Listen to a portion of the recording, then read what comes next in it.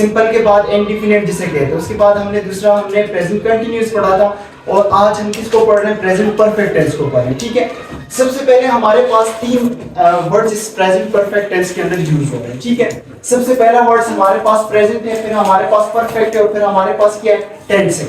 सबसे पहली चीज प्रेजेंट हमारे पास जो वर्ड्स है, प्रेजेंट जो मौजूदा ज़माने को शो करता है। ठीक है, प्रेजेंट आप कह सकते हैं नाउ। ठीक है, अब सेकंड वर्ड्स हमारे पास है परफेक्ट हम पास्ट में लेके चल सकते हैं। ठीक है, जो हमारे पास पास्ट के साथ इसका रिलेटेड होगा। ठीक है, परफेक्ट को हम क्या कहेंगे, पास्ट। ठीक है, अब टेंस हमारे पास क्या है, ज़माना है। ठीक है, आपको सिंपल सबको पता है कि टेंस ज़माने को कहा जाता है, और आपने इसको पढ़ा हुआ कि कितने किस्म के ज़माने होते हैं। ठीक है, ये आप सबको क्या है, पता है। ठीक है, अच्छा, सिंपली हम इस चीज को लेके चलते हैं आगे, सिंपल इसको डिफाइन करते हैं। ठीक है, प्रेजेंट परफेक्ट टेंस को डिफाइन करते हैं। लिसन, इधर देखें। अच्छा, present perfect tense is used to show those actions, activities, situations that occur or did not occur before now at some unspecified time in the past.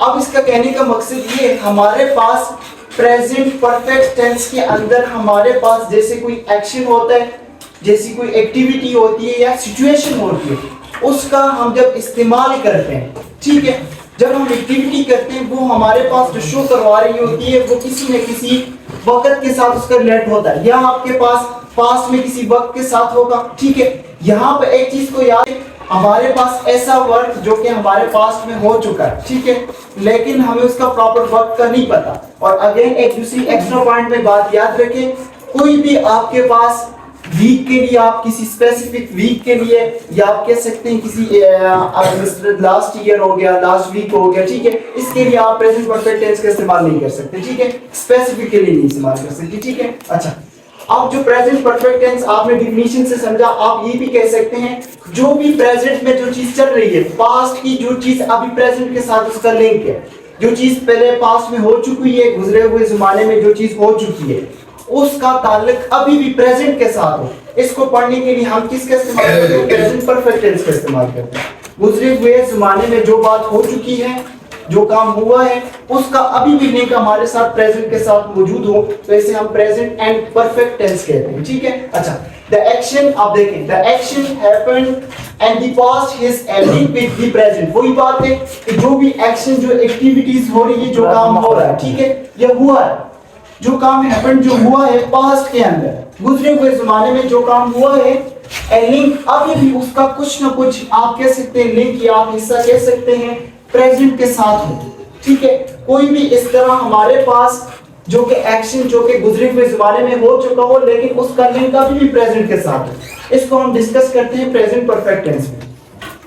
जब हम ये चीज पढ़ते हैं तो आगे जाते हैं, हमारे पास इसकी फर्दर हम देखते हैं प्रेजेंट परफेक्ट टेंस को समझने के लिए।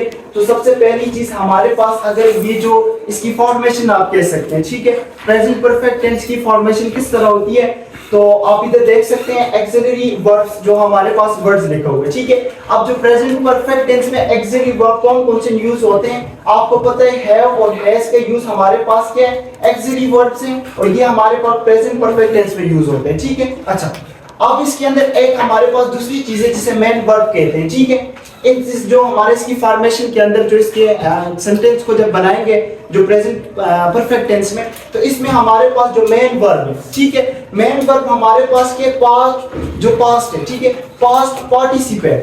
अब पार्टिसिपल क्या है हमारे पास, पास्ट पार्टिसिपल हमारे पास वर्ब की थर्ड फॉर्म को कहते हैं।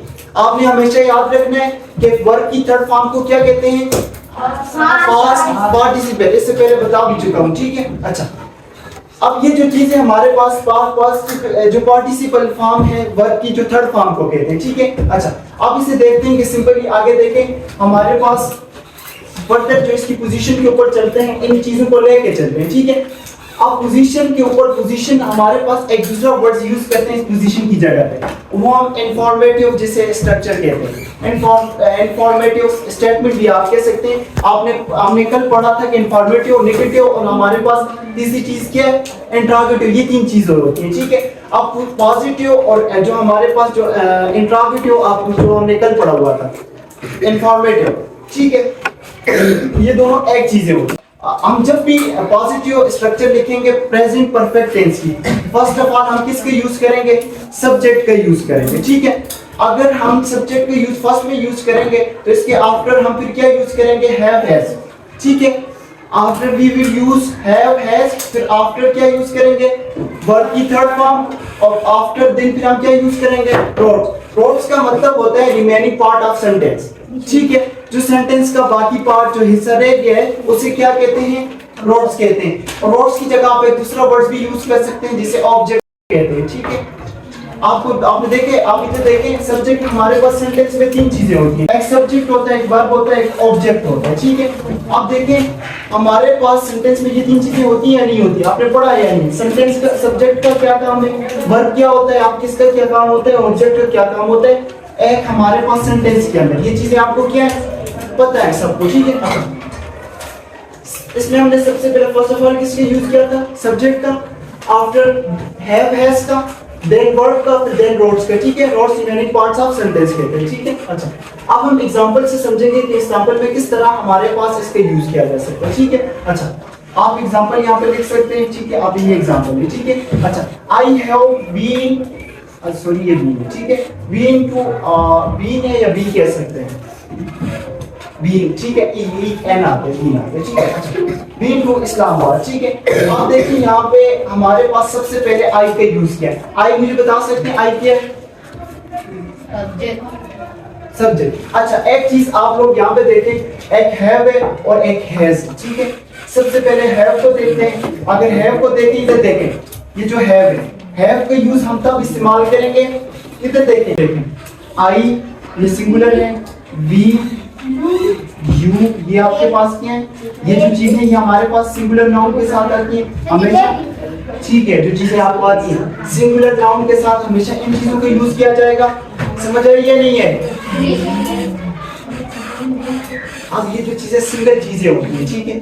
अब दो किस्म के सिंगुलर वर्ड्स को प्लूरल किया जाता है तो ईएस का इजाफा किया जाता है। इधर देखो, वर्ड्स को जब प्लूरल किया जाता है तो उसके साथ ईएस का इजाफा किया जाता है। अगर एक वर्ड सिंगल सिंगुलर हो, एक चीज हो, सिंपल, बॉय बॉयज, अब बॉय क्या था? सिंगल था, और बॉयज क्या हो गए?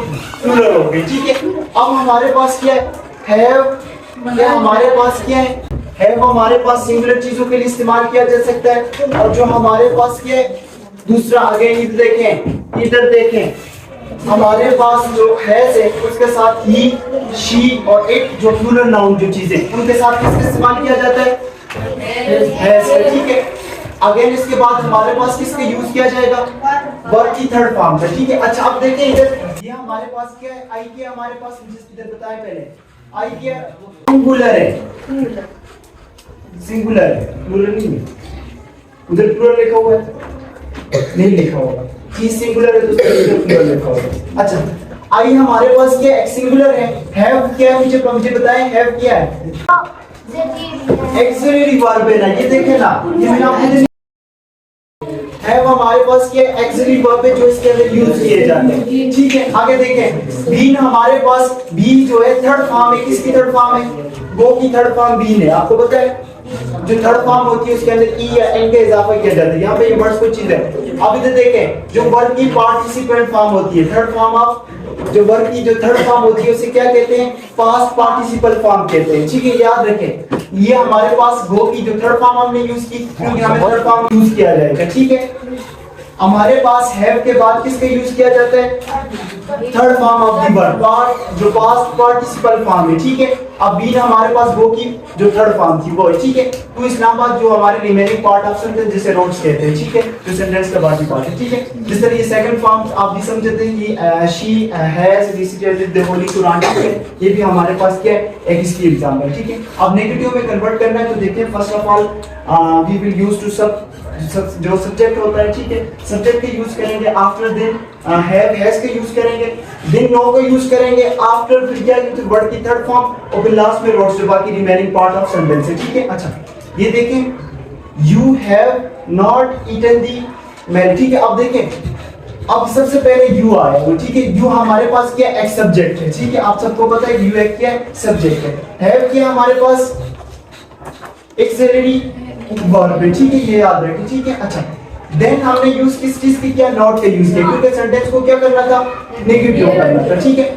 ईटन थर्ड फॉर्म है ईट की, ईट की पार्टिसिपेंट फॉर्म है, पास्ट पार्टिसिपेंट फॉर्म ईट की, क्या जो ईट होता है, ईट की थर्ड जो आप खाना खाते हैं, ठीक है, इसकी थर्ड फॉर्म ईटन होता है, ठीक है, ईएन के साथ जाता है, ठीक है। तो रिमेनिंग पार्ट ऑफ द ठीक है। इंट्रांजिटिव में हम कन्वर्ट करने के लिए सब जो सब्जेक्ट होता है, फर्स्ट ऑफ ऑल सब्जेक्ट का यूज किया जाता है, हैज का यूज किया जाता है, आफ्टर देन नॉट का यूज किया जाता है, और देखें नीचे वर्ब की थर्ड फॉर्म जो हमारे पास पार्टिसिपल फॉर्म है, ठीक है, पास्ट पार्टिसिपल फॉर्म, फिर रूट्स का जो रिमेनिंग पार्ट है, और लास्ट में आपके पास साइन ऑफ जो इंट्रोगेटिव साइन है वो यूज किया जाता है, जिस तरह है मुर्तजा इन अली गोल्फ, ठीक है। अब प्ले जो हमारे पास है जो फर्स्ट फॉर्म है, प्ले की थर्ड फॉर्म हमारे पास जो पास्ट पार्टिसिपेंट फॉर्म जो होती है वो को लिखें, ठीक है, प्रॉपर लिख के अपने पास ले जाएं ताकि आपको याद हो कि किस तरह